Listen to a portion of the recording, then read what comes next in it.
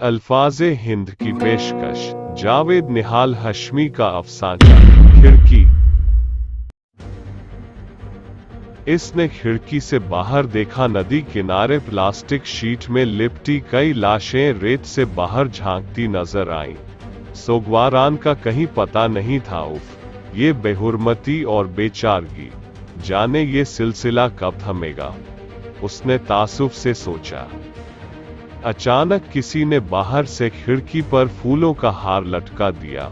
उसने झल्लाकर खिड़की के शीशे पर हाथ मारा, मगर इसका हाथ इस तरह बाहर निकल गया गोया शीशा मौजूद ही ना हो। उसने सर बाहर निकालकर इधर उधर देखने की कोशिश की और दूसरे ही लम्हे उसका जिस्म लुढ़क कर खिड़की के बाहर चला आया।